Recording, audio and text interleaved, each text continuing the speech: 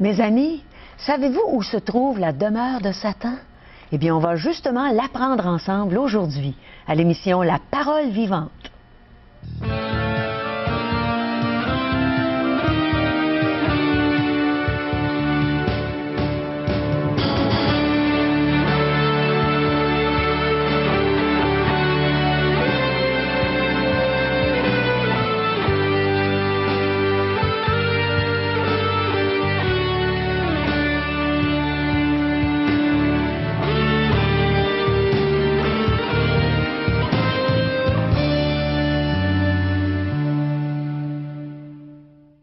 Bonjour chers téléspectateurs et merci. Merci de nous inviter chez vous quotidiennement pour partager la merveilleuse parole de Dieu. Aujourd'hui, au cours de l'émission, le pasteur Régent Joly est toujours là pour partager l'Évangile avec nous, pour nous enseigner des belles choses, pour répondre à notre question aussi. Ensuite, on va entendre un beau chant qui va nous faire du bien et on va entendre le témoignage de Michel Habib. Vous allez aimer ça, restez avec nous parce qu'il ne faut absolument pas manquer ce témoignage-là. Et n'oubliez pas, vous pouvez toujours nous envoyer vos questions, les questions que vous aimeriez poser à Régent ou à moi, les choses que vous voulez savoir concernant la parole de Dieu. Et aussi, vous pouvez nous rejoindre à 1-877-537-7647, 1-877-l'Espoir, ou aller sur notre site web espoir.ca. Alors, on a quelqu'un qui regarde dans la parole de Dieu pour répondre à nos questions. Et c'est notre ami Régent. Bonjour, Régent. Bonjour, Caro. Peux-tu nous dire où Satan a sa demeure? Là où il peut contrôler, là où il dirige. Il peut diriger le pays, il peut diriger ce monde. On lui permet de diriger même notre vie et notre foyer. C'est-à-dire là où il a tout contrôle. Il est appelé dans la parole de Dieu le prince de ce monde. Vous savez, je ne parle pas du gouvernement, que ce soit M. Charest ou M. Harper ou qui que ce soit d'autre comme gouvernement.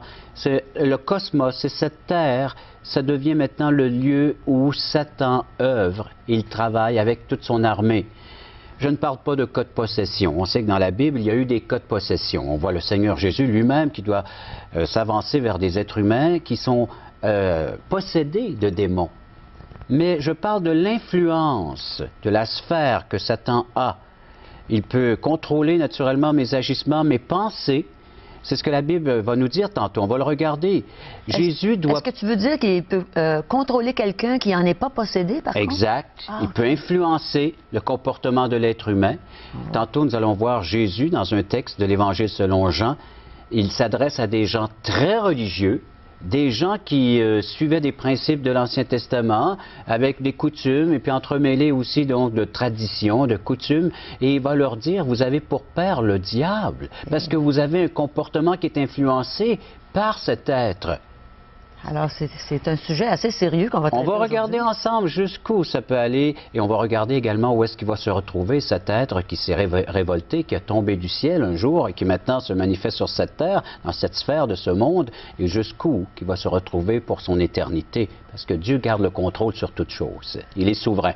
Fort heureusement. Oui. Ça m'encourage d'entendre ça. Alors, je suis bien heureuse, Régent, de pouvoir recevoir tous ces bons outils qu'on va avoir, justement, pour ne pas se laisser influencer par le diable. Alors, on vous revient tout de suite.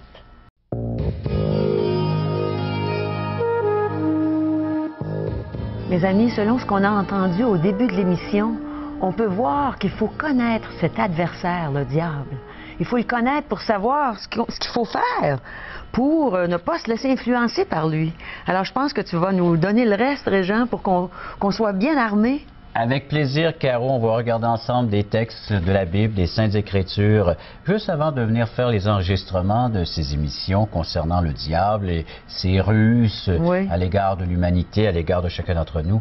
Mon épouse me partageait un texte qu'elle lisait à la maison et je vais vous le lire aujourd'hui. C'est dans l'Épître de Jude, donc juste avant l'Apocalypse, où nous lisons au verset 6, il n'y a qu'un chapitre Jude, alors verset 6, alors, réservé pour le jugement du grand jour, enchaînés éternellement par les ténèbres, les anges qui n'ont pas gardé leur dignité, mais qui ont abandonné leur propre demeure. Dieu dit que ces anges seront jugés. Ils sont enchaînés, certains d'entre eux sont même déjà emprisonnés, mais ils ont perdu, abandonné leur propre ou leur première demeure. ces êtres qui étaient des anges, ces êtres angéliques, demeuraient auprès de Dieu. Ils servaient Dieu. Et par leur révolte, leur rébellion, donc ils ont suivi Lucifer, l'astre brillant qui est devenu le diable, Satan, en entraînant avec sa rébellion plus d'un tiers de ses anges, ils sont déchus. Et maintenant, ils n'ont plus de demeure. Ils errent ici et là, et ils sont en train de vivre sur cette terre, dans ce cosmos, dans cette atmosphère, dans cette sphère du monde, pour influencer les habitants de la terre. C'est ce que nous voyons, entre autres, dans le Nouveau Testament. Comme ça, ils peuvent nous influencer, même sans qu'on le sache. Sans qu'on le sache. Pourquoi? Parce que depuis le Jardin d'Éden, Satan, sous forme de serpent, connaît l'histoire, a entraîné l'humanité avec lui dans cette déchéance. Alors l'être humain est dans une situation de perdition à l'égard de Dieu, séparé d'avec Dieu. Et voilà pourquoi Satan a le beau jeu, puis la liberté de nous influencer, de nous entraîner avec lui dans ses plans. Et dans ses ruses, dans ses manigances. On lui appartient dans un sens. On va voir ça. Regardez Matthieu 4, c'est la tentation de Jésus face à Satan. Nous lisons, Jésus fut emmené par l'Esprit dans le désert pour être tenté par le diable. Ça, c'est le premier verset. Après avoir jeûné 40 jours et 40 nuits, il eut faim. Le tentateur s'étant approché et dit, « Si tu es le Fils de Dieu, ordonne que ces pierres deviennent des pains. » Et un peu plus loin, les versets 8 et 9, le diable le transporta sur une montagne très élevée, lui montra tous les royaumes du monde et leur gloire, et il lui dit, alors le diable parle à Jésus, puis il lui dit, « Je te donnerai toutes ces choses si tu te prosternes et m'adores. » Oh là là. Est-ce que c'est ça qu'il fait avec nous, dans un sens? Qu'est-ce qu'il est en train de faire ici, le diable? Il est en train de s'approprier cette adoration qui est pour Dieu lui-même, qui est pour notre Créateur. Alors c'est ça, usurpateur. Il a volé, il a pris ce qui appartenait à Dieu pour se l'approprier. Il veut prendre l'adoration. Imaginez, il veut prendre les mots qui devraient exprimer nos cœurs à l'égard de Dieu, puis lui exprimer notre gratitude, nos remerciements, puis il veut s'approprier tout cela, Satan. Alors il s'approprie de ce monde, puis il dit à Jésus, « Moi je te l'offre ce monde, mais à une condition, que tu viennes te prosterner, puis que tu m'adores moi. » Satan qui fait ça, là.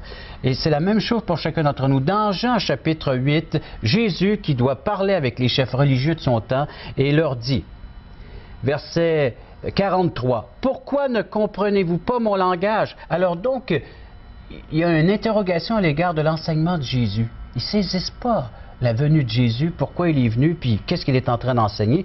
Pourquoi ne comprenez-vous pas mon langage? Parce que vous ne pouvez écouter ma parole. Leur cœur n'est point ouvert, leur cœur est fermé. Leur cœur, dans d'autres langages, il est ténébreux. Il est fermé à la lumière, parce que Jésus-Christ étant la lumière qui apporte l'enseignement du véritable Dieu. Et le verset 44, il va leur dire pourquoi. Vous avez pour père le diable, et vous voulez accomplir les désirs de votre père. Il a été meurtrier dès le commencement. Il ne se tient pas dans la vérité, parce qu'il n'y a point de vérité en lui. Lorsqu'il profère le mensonge, il parle de son propre fond, car il est menteur et père du mensonge. Et moi, parce que je dis la vérité, vous ne croyez pas. Qui de vous me convaincra de pécher si je dis la vérité? Pourquoi ne me croyez-vous pas? Là, il vient de décrire un comportement chez les individus, chez des êtres humains, chez des chefs religieux, puis il dit, vous avez le comportement tel que votre père spirituel, votre père, et c'est Satan qui est décrit ici par le mensonge, la séduction, par la haine et le vouloir, le désir d'éliminer Dieu dans notre vie, de repousser la personne de Christ. Il peut nous influencer à nous aujourd'hui de faire la même chose, j'imagine. Mais regardons, qui contrôle aujourd'hui cette sphère de ce monde? Vous savez, il y a d'autres textes dans Jean 14 qui prennent en note les textes bibliques. Jean 14, 30, Jésus dit qu'il est le prince de ce monde. Il gère cette sphère, ce monde, donc les êtres humains sont influencés par Satan. Pourquoi est-ce qu'on dénigre Dieu? Pourquoi est-ce qu'on le ridiculise? Pourquoi est-ce qu'on le blasphème? Pourquoi est-ce qu'on le renie, on le rejette par notre comportement? Est-ce que c'est parce qu'on se laisse influencer par Satan? Parce qu'on se laisse influencer par Satan. Ah, c'est ça. C'est lui qui nous pousse de la sorte. Et on n'a aucun pouvoir, on n'a aucune puissance pour dire à Satan non. Je veux aimer Dieu, je veux l'adorer, mais tel qu'il nous est dévoilé, révélé dans les Saintes Écritures, pas sous une autre forme, parce que Satan, lui, veut bien nous laisser, si on adore Dieu dans une autre forme, un autre aspect, que le seul, par la seule façon qui nous est révélé dans les Saintes Écritures, en esprit, en vérité, nous dit l'apôtre Jean, encore dans Jean chapitre 4. Alors, son quartier général à Satan, là, c'est cette atmosphère dans cet espace terrestre, le royaume de ténèbres, là où règne l'ignorance de Dieu. Pourquoi est-ce que votre cœur n'est pas disposé à recevoir cet enseignement aujourd'hui? Pourquoi vous n'avez pas un intérêt à lire la Bible qui est chez vous? Pourquoi est-ce que vous ne prenez pas un temps dans la prière, vous adresser à votre Créateur, dire « J'ai besoin de toi aujourd'hui ». Pourquoi est-ce que ce n'est pas cela qui sort naturellement de nous, nous qui sommes des créations, des créatures de Dieu? Parce qu'on se laisse influencer par Satan encore. Le prince de ce monde, sans se rendre le compte. père de mensonges, meurtrier par-dessus tout, qui ne veut pas que l'âme se tourne vers Dieu pour implorer son aide, sa miséricorde, son besoin qui est là, au bout naturellement, de ce bras de ce grand Dieu qui nous offre la délivrance en Jésus-Christ. Mais comment on fait pour déceler ça, de détecter que c'est lui qui essaie de nous influencer? Alors, bien, tout simplement parce que lorsque nous voyons que notre cœur ne désire pas les choses de Dieu, et on préfère plutôt lui désobéir, parce que cette nature maintenant, cette déchéance, nous a entraîné à avoir une nature pécheresse. Et chaque fois que nous péchons, nous sommes en train de dire à Dieu, je n'ai pas besoin de toi, je suis capable de m'arranger par moi-même, par mes propres forces, mes propres capacités. Chaque fois que l'on pêche, c'est une offense à ce Créateur de dire, je vais m'arranger moi-même. Je suis capable. Et c'est ça, Satan. Ce qu'il a fait aussi, il s'est détourné de Dieu pour essayer lui-même d'avoir naturellement ce que Dieu devrait recevoir, cette adoration et cette place qui lui revient dans nos vies, dans nos cœurs. Alors Satan veut qu'on fasse comme il a fait lui-même avec Dieu. Mais on a une bonne nouvelle. Bon, tant mieux. Alors la bonne nouvelle, dans Jean 11, vous êtes dans l'évangile de Jean, Jean 11, et les versets 31 et 32, c'est Jésus encore qui parle. Alors Jean 11, où nous lisons, un peu plus loin, je cherche, oui, ok. Où que Jésus a dit que maintenant le prince de ce monde est déjà perdu. Ce prince est déjà jugé. Pourquoi? Parce que Jésus-Christ, en allant à la croix, a vaincu Satan. Alors donc, les versets que nous pouvons lire dans Jean, chapitre 11, vous pourrez lire ces choses-là, ou plutôt chapitre 12, voilà, 31 et 32. Alors, biffez 11, puis mettez Jean 12. Maintenant a lieu le jugement de ce monde. Maintenant, le prince de ce monde sera jeté dehors, et moi, quand j'aurai été élevé de la terre, j'attirerai tous les hommes vers moi. Le Seigneur Jésus est en train d'expliquer ici à ses disciples et à ces gens-là qui étaient dans ce temps-là à l'écoute de ce message, c'est le message que nous devons retenir. Une seule façon de pouvoir repousser ces fausses pensées concernant Dieu, concernant le Christ, de repousser ce que Satan a semé dans nos cœurs par orgueil, c'est de dire oui, par la croix de Jésus-Christ, j'implore ton pardon, ta miséricorde. J'accepte ta manière de penser maintenant, de voir les choses autrement. Je suis un être pécheur, perdu, j'ai besoin de cette délivrance que le Christ m'accorde à la croix. Colossiens chapitre 2, un autre texte du Nouveau Testament. Colossiens, une très belle lettre de l'apôtre Paul dans Colossiens 2, verset 1. Alors, tu dis que la victoire remportée par Jésus à la croix, on peut se l'approprier à nous aujourd'hui? On peut maintenant devenir la nôtre.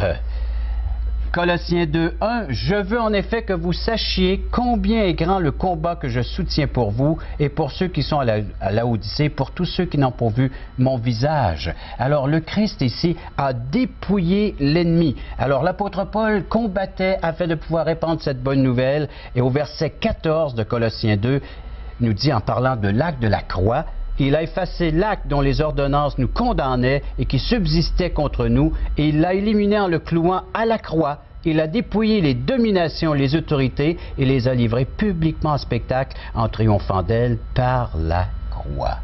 Alors c'est là qu'il faut aller. À la croix, l'ennemi a été vaincu, il a perdu la guerre. Vous allez me dire, oui, mais on le voit encore à l'œuvre, on le voit encore en train de faire du ravage, plus que jamais. Comment est-ce que ça se fait qu'il y a encore de l'influence comme ça sur nous, du Alors pouvoir? donc, nous sommes allés demeurer en Europe, mon épouse et moi, avec nos enfants, pendant quelques années. Ils ont vécu la guerre, eux. Les deux guerres qui... 39-45, et ainsi de suite. Et puis, ils ont vu les ennemis faire du ravage sur leur territoire. Ils conquéraient le territoire. Alors, et lorsqu'ils ont été éliminés, lorsqu'ils ont su qu'ils avaient perdu la guerre, ils sont retournés chez eux, mais en faisant encore plus de ravages, plus de destruction. Ils mettaient le feu dans les villes et villages parce qu'ils savaient que tout cela était perdu. Et l'ennemi, c'est la même chose. Satan, sachant qu'il a perdu la guerre. Alors donc, dans ce dernier combat, alors il fait du ravage comme jamais. Il essaie de séduire le plus grand nombre afin de pouvoir les emmener avec lui, parce qu'il sait où il s'en va, lui, Satan. Alors, il veut faire autant de dommages que possible autant en de attendant dommages, et nous le voyons naturellement donner un dernier sprint ou donner un dernier combat, là, mais il sait que c'est perdu d'avance. Pourquoi? Parce que nous pouvons lire dans l'Apocalypse. C'est encourageant pour nous de savoir que c'est perdu d'avance. Et puis nous, là, Caro, puis les téléspectateurs, si vous avez cette Bible à la maison, lisez Apocalypse et allez voir ce qui est réservé à Satan. Regardez au verset 10 d'Apocalypse 20. « Et le diable qui les séduisait fut jeté dans l'étang de feu et de soufre, où sont la bête et le faux prophète. » Alors, cette fausse trinité que nous voyons spirituelle, mais satanique, diabolique, ils seront tourmentés jour et nuit au siècle des siècles. Puis je vis un grand trône blanc, et celui qui était assis dessus, la terre et le ciel s'enfuirent devant sa face, il ne fut plus trouvé de place pour eux. Et je vis les morts, les grands, les petits, qui se tenaient devant le trône. Des livres furent ouverts, et un autre livre fut ouvert, celui qui est le livre de vie. Et les morts furent jugés selon leurs œuvres, d'après ce qui est écrit dans ces livres. La mer rendit les morts qui étaient en elle, la mort, séjour des morts, rendit les morts qui étaient en eux, et chacun fut jugé selon ses œuvres. Puis la mort et le séjour des morts furent jetés dans l'étang de feu. C'est la seconde mort, l'étang de feu. Quiconque ne fut pas trouvé écrit dans le livre de vie fut jeté dans l'étang de feu.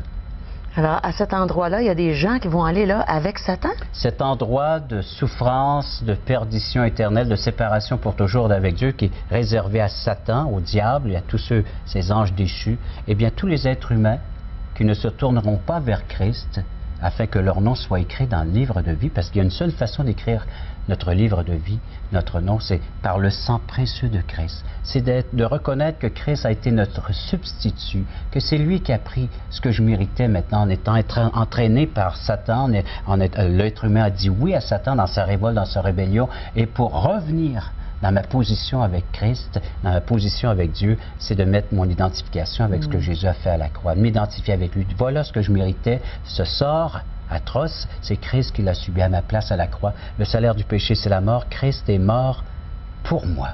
Et par le fait même, mon nom est inscrit dans le livre de vie, et je n'aurais plus à passer par cette dernière mort, la seconde mort, l'étang de feu, cette séparation pour toujours avec Dieu. Et on peut le faire maintenant, ce choix, cette décision-là, et d'avoir la clé de la victoire en Christ crucifié pour nos péchés, ressuscité pour notre justification et glorifié pour nous préparer une place dans le ciel de gloire. Ah, c'est merveilleux. Ça finit tellement bien, une histoire qui semblait s'en aller pour être si atroce à cause de Satan. Et voilà, mais il faut lire, puis il faut connaître ce livre. Oui. Et si je comprends bien, Régent, un jour on a dit oui à Satan, et maintenant on a le privilège de dire oui au Seigneur Jésus. Et le diable est menteur, mais Jésus est vainqueur. Et Jésus est la vérité, lui, le chemin, la vérité et la vie. Nul ne vient au Père que par lui. Alors écoutons un beau chant de Richard et Sylvie Ouellette qui parle justement de notre Père.